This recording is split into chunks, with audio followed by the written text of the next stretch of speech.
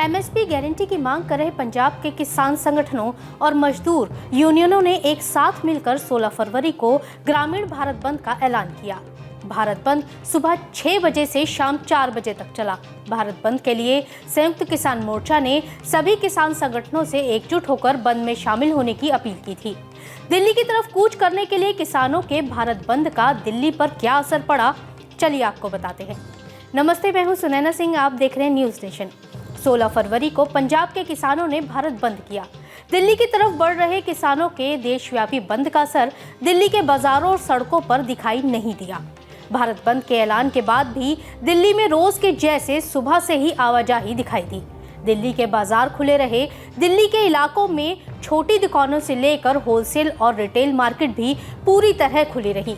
इस वजह से कहा जा सकता है कि किसानों के भारत बंद का असर दिल्ली पर बेअसर रहा। वहीं कन्फेडरेशन ऑफ इंडिया ट्रेडर्स यानी कैट के राष्ट्रीय अध्यक्ष ने कहा कि दिल्ली में भारत बंद नहीं है, व्यापारियों ने अपने प्रतिष्ठान खोले हैं। दरअसल एमएसपी की गारंटी मांग रहे किसान संगठनों और सरकार के बीच बातचीत जारी है। वहीं 15 फरवरी की देर रात भी केंद्रीय मंत्रियों और किसानों के बीच बैठक हुई, लेकिन चर्चा में सहमति नहीं बन पाई। अब संडे को एक बार फिर किसानों को मनाने के लिए बैठक बुलाई गई है। जानकारों का मानना है कि दिल्ली में भारत बंद को व्यापारी वर्ग ने ज्यादा महत्व नहीं दिया। लोगों का कहना है कि बातचीत को लेकर दोनों ओर से समाधान निकालने की बात कही जा रही है। ऐसी सूरत में भारत बंद का औचित्य नहीं है। अगर किसान अन्नदाता है तो व्यापारी करदाता है, जिसका राष्ट्रीय अर्थव्यवस्था में अहम योगदान है। राष्ट्रीय खजाने में व्यापारियों का योगदान कभी कम नहीं आंका जाना चाहिए। वहीं बात करें ट्रांसपोर्ट की, तो दिल्ली में ऑटो रिक्शा, टैक्सी, मालवाहक वाहन रोजाना की तरह चले।